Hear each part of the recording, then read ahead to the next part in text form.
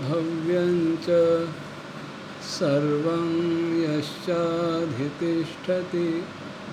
स्वर्यस्य च केवलं तस्मै ज्येष्ठाय ब्रह्मणे नमः। प्रिय श्रोतागण, आज वेद विज्ञान आलोक द्वितीय अध्याय का 5वें खंड में कंडिका समूह है। यह प्रायणीय से पुरोनुवाक्या ता उदयनीय से याज्ञा कुर्यात्, या उदयनीय से पुरोवाक्या उदयनीय से पुरोनुवाक्या ताह प्रायणीय से याज्ञा कुर्यात्।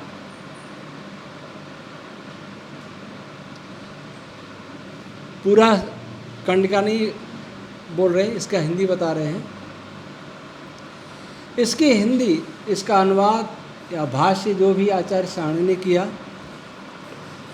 और तदनुसार सुधाकर मालवी का हिंदी अनुवाद है कि जो प्रायणी इष्टि है, प्रारंभिक इष्टि है, उसकी जो पुरोनुवाक्या है उसे उदयनी इष्टि की आज्ञा समझना चाहिए, और जो उदयनीय की पुरोनुवाक्या है उसको प्रायणीय की आज्ञा समझना चाहिए। दोनों लोकों में समृद्धि के लिए, दोनों लोकों की प्रतिष्ठा के लिए यह उलटफेर करते हैं। ऐसा करके यजमान दोनों लोकों में वह समृद्धि को प्राप्त करता है और दोनों लोकों में वह प्रतिष्ठा को प्राप्त करता है। यहाँ हम इसका व्याख्यान करते हैं। पहले भी यह आ चुका है पुरोनुवाक्य कि किसी भी यज्ञ प्रक्रिया में, संयोग प्रक्रिया में जो पहली ऋचा है, पहली छंद रश्मि, उसको पुरोनुवाक्य कहते हैं, और उसके पश्चात जो छंद रश्मि उत्पन्न होती है उसे याज्ञा कहते हैं। ये परस्पर परिवर्तन होता रहता है, ऐसा ऋषि यह बता रहे हैं। प्रारंभ की किसी क्रिया की जो पुरोनुवाक्य अर्थात वो ऋचा है प्रारंभ की, वही ऋचा अगली क्रिया की याज्ञा कहलाती है, और अगली ऋचा की जो पुरोनुवाक्य है वो पूर्व की याज्ञा कहलाती है। इस प्रकार से सारी सृष्टि में जितनी भी संयोग प्रक्रिया हो रही हैं, और कोई भी क्रिया एक बार में संपन्न नहीं होती। जिन क्रियाओं को हम अनुभव कर सकते हैं अथवा नहीं भी कर सकते, वे अधिकांश क्रियाएं उन अत्यंत सूक्ष्म क्रियाओं का समुच्चय है जिनको हम कभी किसी भी तकनीक से अनुभव उसका नहीं कर सकते। छंद रश्मियों का जो खेल है, प्राण रश्मियों का जो खेल है, इनके संयोग और वियोग का व्यापार है, वो आधुनिकतम किसी भी तकनीक से बहुत सूक्ष्म है। उसको हम ग्रहण नहीं कर सकते, लेकिन उच्च कोटि का योगी इस सारे व्यापार को, सारे व्यवहार को, सारी क्रियाओं को अपने मन के द्वारा, समाहित मन के द्वारा अनुभव कर सकता है उनका। और ऐसा ही अनुभव यह महर्षि ऐतरेय महीदास ने किया है। कौशिकी ब्राह्मण कहता है, प्राणोदानावेत यत् प्रायणीयो दयनीय, अर्थात प्रायणीय प्राण है और उदयनीय अपान है, उदान है। तो इससे, इस कंडिका समूह से पहली बात तो ये स्पष्ट होती है कि किसी क्रिया में जो ऋचा प्रारंभ में उत्पन्न हो रही है, वही ऋचा अगली क्रिया में बाद में उत्पन्न होगी, और अगली ऋचा की जो प्रारंभिक ऋचा है वो पूर्व क्रिया में पहले उत्पन्न होगी, बाद में उत्पन्न होगी। जबकि उसमें वो पूर्व की ऋचा है। जैसे मान लीजिए एक कोई मंत्र है, वो किसी क्रिया के प्रारंभ में उत्पन्न हुआ, तो अगली जो क्रिया आएगी, अगला जो चरण आएगा, या अगली जो क्रिया की ठीक अगले, तो उसमें वो ऋचा पहले उत्पन्न नहीं होगी बल्कि बाद में उत्पन्न होगी। और दूसरा, इसका एक अन्य रूप और है कि संयोग क्रिया के प्रारंभ के प्राण तत्व को, संयोग वियोग की जो क्रिया प्राण और अपान इस स्तर पर जब होती है, तब प्रारंभ का जो प्राण है वो अगले अपान रश्मि द्वारा संयुक्त होता है, और अंतिम क्रिया का जो प्राण है वह पूर्व क्रिया के अपान तत्व के द्वारा ग्रहण किया जाता है। इस प्रकार ये श्रृंखला बन जाती है। प्राण से शुरू होगी, प्राण अपान, प्राण अपान, प्राण अपान, बाद में अपान, वो अपान पूर्व प्राण से जुड़ जाएगा।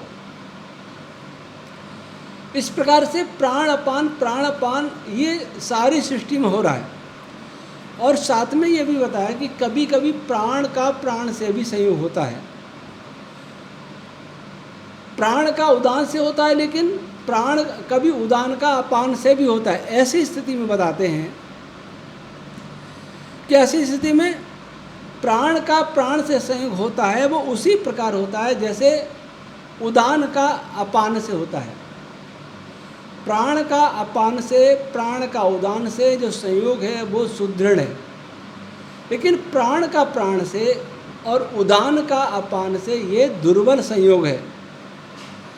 तो यहाँ लिखते हैं कि प्राण का प्राण से जैसा संयोग होता है वैसा ही उदान का अपान से होता है।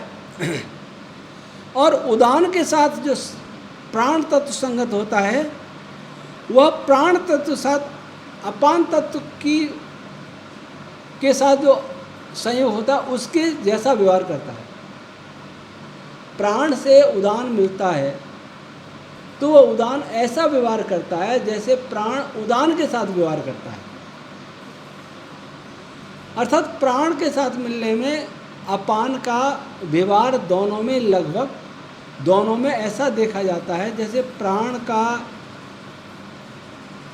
अपान से और प्राण का उदान से, तो उदान और अपान दोनों समकक्ष प्रतीत होते हैं। और यहाँ यह भी संभव है कि प्राण अपान में परिवर्तित हो जाए, उदान प्राण में परिवर्तित हो जाए, ये प्राण और अपान उदान ये एक दूसरे में परिवर्तित हो जाएं। इससे ऐसा भी आभास होता है कि ये सापेक्ष रश्मियाँ हैं। प्राण और अपान सापेक्ष है, प्राण उदान सापेक्ष है। वह अपान किसी के साथ प्राण का व्यवहार भी कर सकता है, वह उदान किसी के साथ प्राण का व्यवहार भी कर सकता है, और प्राण किसी के साथ अपान या उदान का व्यवहार भी कर सकता है।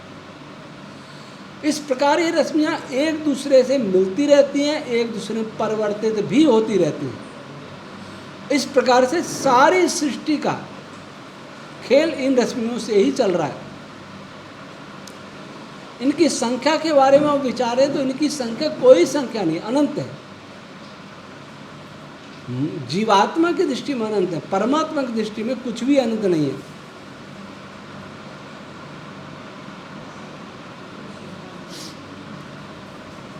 जो कण इस प्रकार की अवस्थाओं से गुजरते हैं कि उसमें रश्मियाँ या उस क्षेत्र में व्याप्त रश्मियाँ एक दूसरे में अनुकूलतापूर्वक परिवर्तित होती रहती हैं, वे कण अधिक आयु वाले होते हैं। आधुनिक भौतिकी के विद्यार्थी जानते हैं कि कुछ कणों की आयु बहुत अधिक होती है, कुछ कणों की आयु बहुत कम होती है, जिसको लाइफ टाइम बोलते हैं। बहुत कम होता है, किसी का बहुत अधिक होता है। तो जिनका अधिक होता है उनमें ये स्थिति बनती है कि ये सभी रश्मियाँ अनुकूलतापूर्वक एक दूसरे से संयुक्त होती रहती हैं और एक दूसरे में परिवर्तित भी होती रहती हैं। लेकिन कुछ पार्टिकल्स ऐसे होते हैं कि उनका आयु बहुत कम होता है, तुरंत गायब हो जाते हैं या तुरंत किसी और पार्टिकल में बदल जाते हैं। उनके साथ या उन क्षेत्र में इन रश्मियों का ये उलटफेर या परिवर्तन या संयोजन, संतुलन ये नहीं बना रहता, इसलिए वो कण एक दूसरे में बदल जाते हैं। नहीं बना रहता, यह भी सृष्टि का एक प्रयोजन है। जिन कणों की आयु कम होती है उन कणों के लिए कम आयु ही श्रेयस्कर है। जैसे मान लीजिए मीडिएटेड पार्टिकल की आयु बहुत ज़्यादा हो जाए तो संयोग होगा ही नहीं, वो एक दूसरे में विनिमय एक्सचेंज होते रहेंगे, गायब नहीं होंगे, तो वो एक तीसरा पार्टिकल बाधक बन के और उभर जाएगा। जो साधक बनने आया था वो बाधक और बन जाएगा। इसलिए जो भी क्रियाएं हो रही हैं, जिन क्रियाओं से पार्टिकल्स की आयु लंबी होती है या पार्टिकल्स की आयु कम होती है, वह सब ईश्वर के प्रयोजनानुसार ही होती है। अगली कंडिका समूह, इसमें भी 2 कंडिका है। आदित्यश्चरु प्राणियो भवति आदित्य उदयनियो यज्ञस्य धृत्य यज्ञस्य वर्षनध्यै यज्ञस्य प्रस्रसाय। और एक और कंडिका है, यहाँ इसका ये अर्थ करते हैं सायण आदि कि प्राणी इष्टि में अदिति के लिए चरु होता है, उदयनी इष्टि में भी अदिति के लिए चरु होता है। वे दोनों ओर से यज्ञ के धारणार्थ और यज्ञ की ग्रंथि को बांधने के लिए होता है, जिससे कि यज्ञांग किसी भी प्रकार खिसक न जाए। ब्रह्मवादी ऐसा कहते हैं कि यह कहा हुआ निदर्शन उसी प्रकार है जिस प्रकार रज्जु के दोनों सिरों को बांधने से रज्जु हाथ से खिसकने नहीं पाती। खैर, तो आदित्य से चरु कहते हैं एक साथ में आया है। वेद विज्ञान लोग एक साथ में एक ऐसा सूक्ष्म पदार्थ, वैसे चरु मेघ को भी कहते हैं, लेकिन ऐसा सूक्ष्म पदार्थ जो बिल्कुल पिसा हुआ होता है, सूक्ष्म होता है, सूक्ष्मतम होता है। सूक्ष्म पदार्थ का रूप भी हो सकता है, सूक्ष्मतर पदार्थ का भी रूप हो सकता है, सूक्ष्मतम पदार्थ का भी रूप हो सकता है। लेकिन आदित्य कह रहे हैं, अदिति कह रहे हैं, अदिति से उत्पन्न या अदिति में स्थित, तो वह प्रकृति के लिए, अर्थात ये जो प्रायणीय उदयनीय दोनों ही क्रिया है, अर्थात प्रारंभ होने वाली और उसके पश्चात होने वाली, ये सभी क्रियाएं प्रकृति में ही होती हैं। यद्यपि प्रकृति उस पदार्थ को कहते हैं जो पूर्णतः निष्क्रिय है, निष्कंप है, अचल है, अलक्षण है, अविज्ञेय है, अविज्ञात है। लेकिन यहाँ कहने का तात्पर्य नहीं है कि प्रकृति में क्रिया होती है, लेकिन ये कहने का तात्पर्य है कि कोई भी क्रिया प्रकृति से ही प्रारंभ होती है। उसका जो शून्य बिंदु है, प्रारंभिक बिंदु है, प्रारंभिक स्थिति है, वो प्रकृति है, अदिति है। और जब वह पदार्थ, निर्मित पदार्थ, प्रकृति से निर्मित पदार्थ, कोई भी कण, कोई भी फोटोन, कोई भी प्रतिकण, कोई भी रश्मि, आकाश, बड़े बड़े लोक, गैलेक्सी, गैलेक्सी समूह, संपूर्ण ब्रह्मांड, ये जितने भी पदार्थ हैं, सूक्ष्म से लेकर स्थूल तक, सूक्ष्मतम से लेकर के स्थूलतम तक, सूक्ष्म से लेकर विशालतम तक, ये सभी पदार्थों को उत्पन्न होने की जो प्रक्रिया प्रारंभ होती है वो प्रकृति रूपी पदार्थ से ही होती है, जिसको हम पूर्व पीठिका में बता चुके हैं, जिसको मूल उपादान पदार्थ कहते हैं, मूल उपादान कारण पदार्थ इस संपूर्ण ब्रह्मांड का।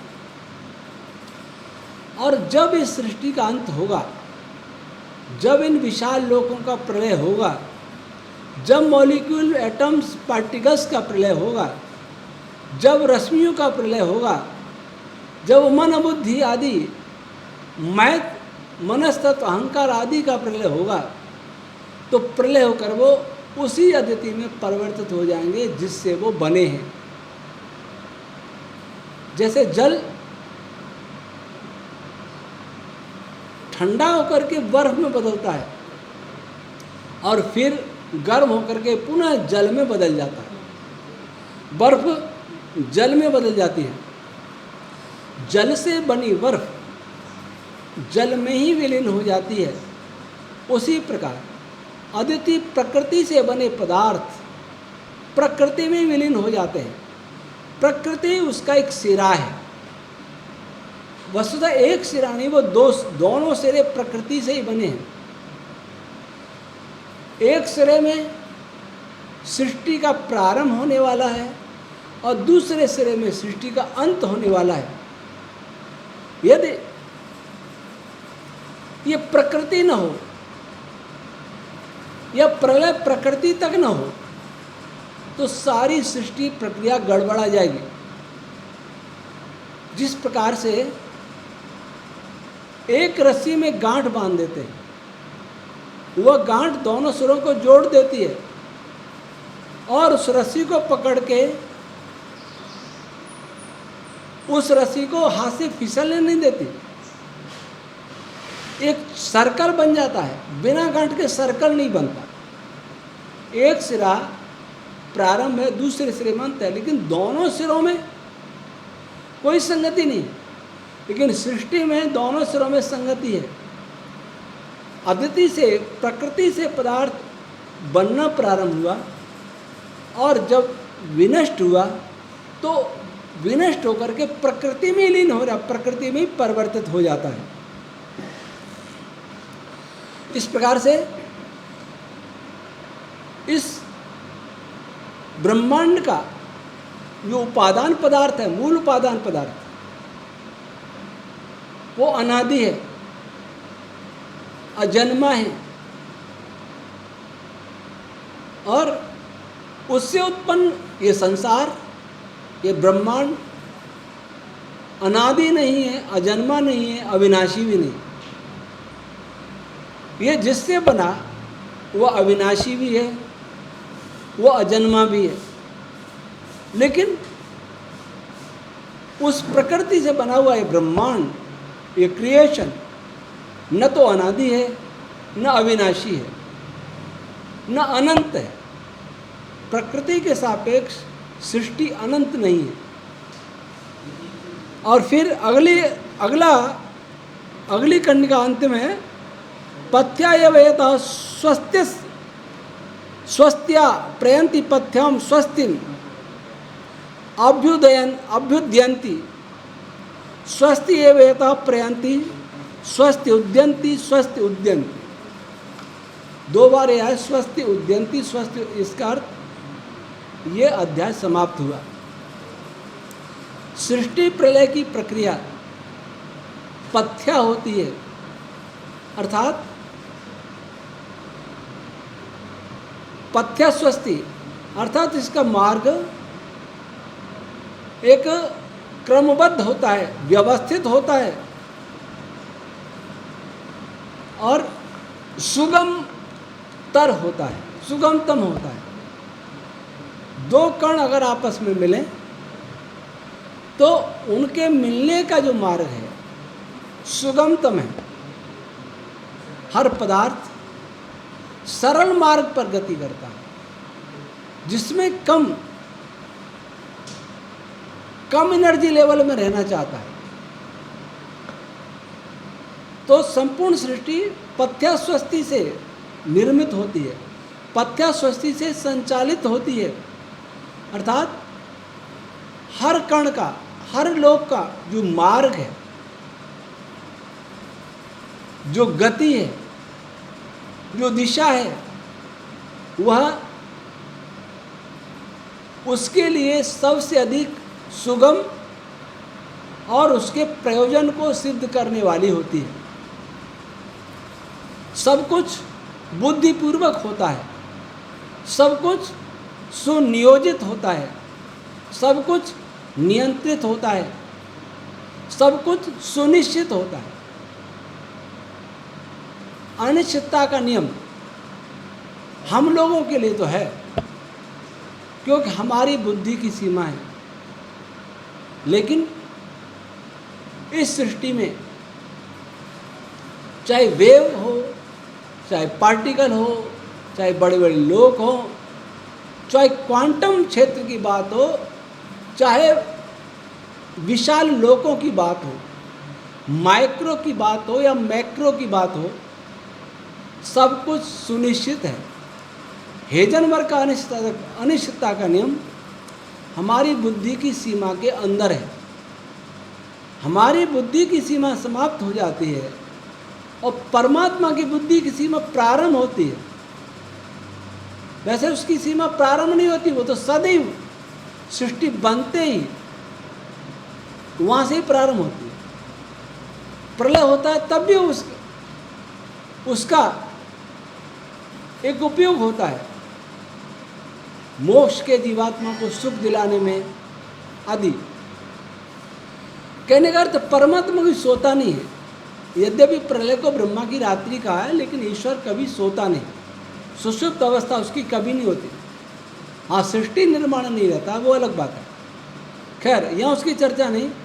यहाँ ये कह रहे हैं कि परमात्मा का प्रत्येक काम उसकी दृष्टि में सुनिश्चित है, हमारी दृष्टि में अनिश्चित है, कि हम वहाँ तक नहीं सोच पाते।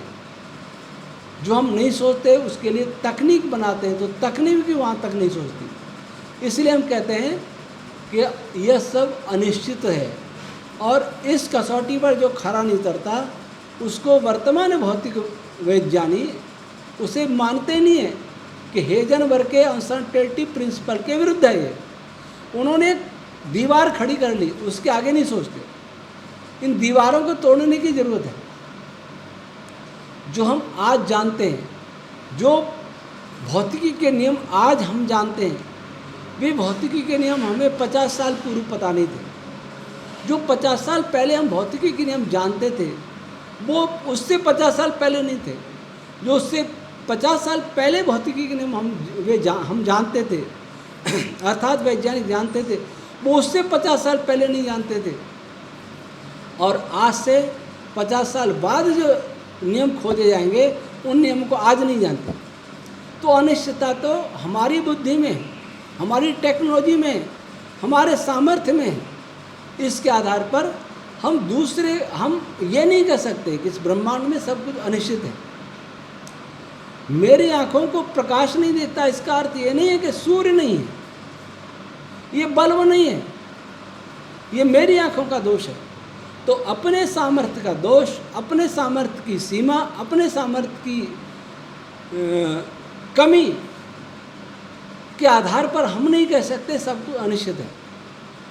अनिश्चितता से कुछ भी निर्माण नहीं होता, और विनाश तो हो सकता है, लेकिन प्रलय जो प्रक्रिया है, जो प्रकृति पदार्थ तक जो प्रलय होना है, वह भी अकस्मात होने वाली घटना नहीं है।